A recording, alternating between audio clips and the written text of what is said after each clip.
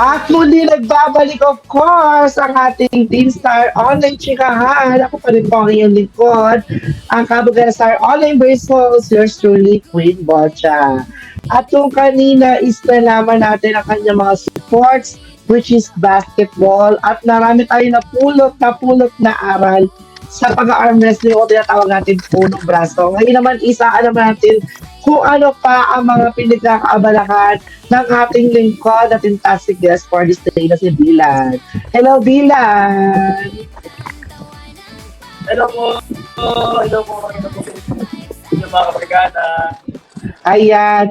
Sa Dylan, sa ating pagkabalik naman, anong ang pag-usapan naman natin is balita ko, ikaw daw ay nagmo-model. Yes po, modeling po and pageantry and more na Ayan. Agent camera ang laging kaharap. Buti, paano mo naman pinasok ang pag-model? So, ano po yun eh? Siguro sa the way na in-approach din ako na handler ko. Ano po kasi ako, before ako mag-pageant and mag-model, isa sa mga pagkagaling na handler ay nag-approach ko sa akin na baka daw gusto ko mag-try ng pageant and mag-model is so, ayun, ang requirements ko lang daw ay magpalaki ng katawan to dito sa team nila as, ayun, nagkatuloy-tuloy ko yung pagpapageant kung model. Ayan, for being a model, ano bang mga minomodel mo? Is it a product or ambassador ka ba ng isang clothing line? Anong mga minomodel natin? Ang mga minomodel po namin ngayon ay mga suit ng pili ko pong designer, mga suit po na isa po na post ko po, na-share post ko po, and sa mga nilalakad po ng mga aming mga suit ng iba't ibang designer na nilalakad po namin sa mga stage, and more, and sa mga pageantry naman po ay, ayun, kasama na rin din po doon na i-sponsor po kami as minomodel po rin po namin, mga brand na nag-sponsor, and yun po. Ayan. Sa pagpapageant naman, saan ka unang sumabak bilang pagpapageant mo? Ito ba sa mismong lugar ninyo? Or naimbitahan ka ng ibang mga lugar? Paano ka naman sumabak bilang pagpapageant mo?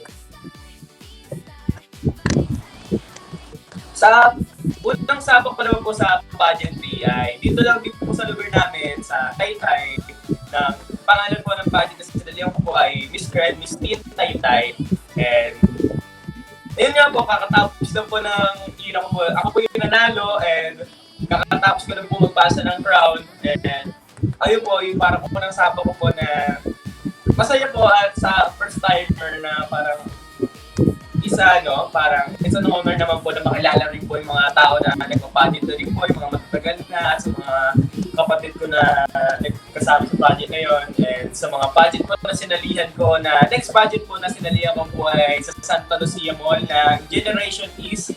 At ayun po, isa sa mga biggest pageant po na nasalihan ko po, parang pinaglalaban po namin na maging ambassador ng Santa Lucia and ma-billboard po doon, and ayun po, sadly naman po na hindi ako nakapasok.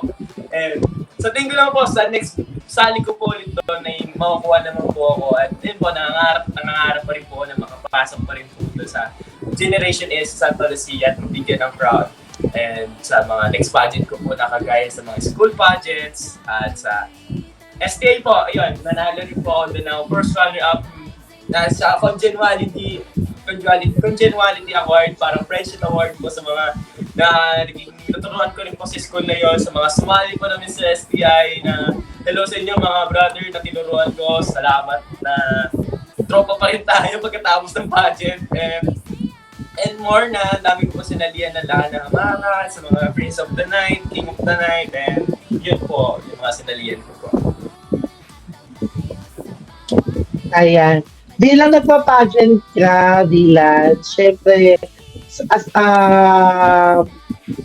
pageantero, diba, meron ka mga advocacy. Kung mag-speak up ka sa mga katimbarkada natin at i-sound out mo yung advocacy mo, ano ito? One of my advocacy naman po ay yung youth empowerment. Naniniwala po rin po kasi ako at may iba't ibang tao ang kabataan ng pag-asa ng bayan. Kami po yung mga pwede po maging future leaders at naniniwala po ako na gamit po ngayon sa mga nangyayari issue ngayon sa mga bansa at sa mga nangyayari sa atin ngayon, mga corruption or anything else. At kami po mga pageantry and as advocacy, at sa mga advocacy po namin na youth empowerment, gagamitin po namin mga boses namin sa mga social media at sa paghawak ng mikropono po ay paglalaban po namin mga kaya namin sabihin at naniniwala kami na hindi po kami basta bata lang. Kami po ang pag-asa ng bayan. Yan po ang aming advocacy po. Kaya naman pala nag-title si Dylan. Chumuchuk-chak, di ba?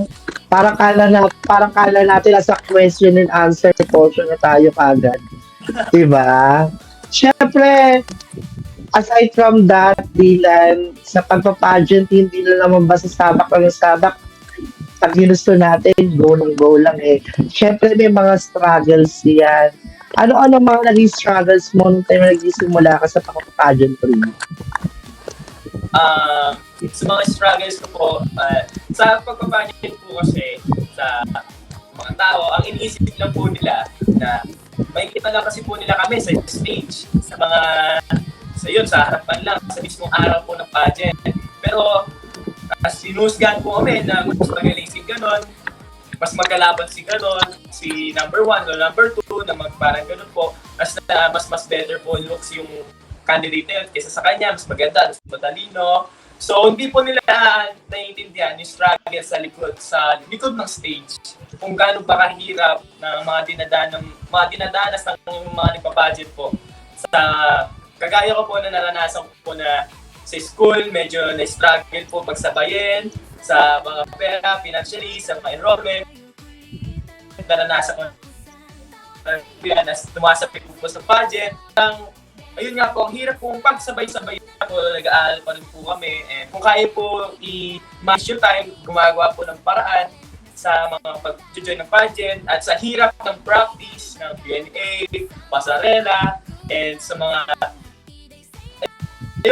tao na kailangan supportahan at mabigat na tungkulin na bigyan nila ng suporta, kagaya ng mga kaibigan namin na umaasa na manalo. And ayun nga po, struggles din po na hinusgahan po kami ng mga tao na magkakalaban, magkakaaway, magkakaiba, mas magaling si ganyan, si ganito. Pero sa backstage, kami po ay magkakaibigan po. At sa mga nagtutulungan po sa mga bagay-bagay na hindi po namin alam, yun nga, magkakaibigan po kami sa likod ng stage na tinutungtungan po namin, sa stage na nakikita nyo kami, at sa mga behind the story na ginagawa po namin before the day ng pageant. Kasi yun po, mga struggle po na nangyayari po naranasan ko na rin po as a pageant male. At saka hindi naman talaga maiiwasan yung mga comparison talaga eh. Yes. Yung i-compare ka sa mga ganito, i-compare ka sa mga kasamahan mo. At syempre, at hindi natin maiiwasan na at least ang everyone na tanggapin na kagad, di ba? Karamihan pa naman sa tao ngayon, kailangan may patunayan ka muna eh. Di ba? Pero, for me, kumbaga, I stand up in myself lang. Di ba? Mas naniniwala ko sa kakayahan ko kasi sa panghusga ng ibang tao. Basta kung ano yung goal ko, yun lang yung gagawin ko. And I think ganun din naman ang ginawa mo, Dylan. Yes po. Maniwala. Ano naman may papaya mo sa mga team barkada natin na pinanghihinaan ng loob. Pinanghihinaan ng loob sa pag-pageant mo.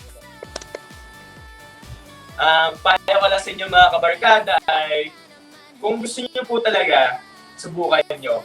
Kasi ito yung para magiging first step mo para mas ma-improve mo pa yung sarili mo confident.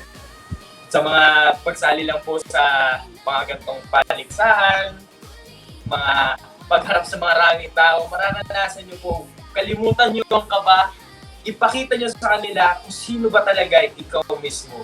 Ipakita mo sa stage na yun kung ano ka ba talaga. Kalimutan mo parang husgahan ka nila. ang kalabo mo lang sa stage na yon at sa pageant na yon ay sarili mo. Wala nang iba, kundi sarili mo lang. So, ang gawin mo, kung gusto mo talaga mag-join ng pageant, i-push mo sarili mo. Si Rai may limitation na humaharang sa'yo. Go forward lang. Looking forward lang sa pangarap ko. Sa mga payo ko sa mga kabarkada po natin. Yeah, go for the gold, sabi nga nila, di ba? Ayan, grabe ang mga experience ng ating tintastic guest na si Dylan. At syempre, saan pa pabalik? Yung alam natin si Dylan sa ating munting pa-challenge. Yan pa isa pagbabalik ng Team Star Online Chan. Already, halina't sumali, mga jokes at kwento, hatid ay aliw. Every moment dito siguradong good vibes, kanta at sayaw, lahat ay kilig. Team Star Energy, walang palit. Clap your hands, stomp your feet, habang sa rhythm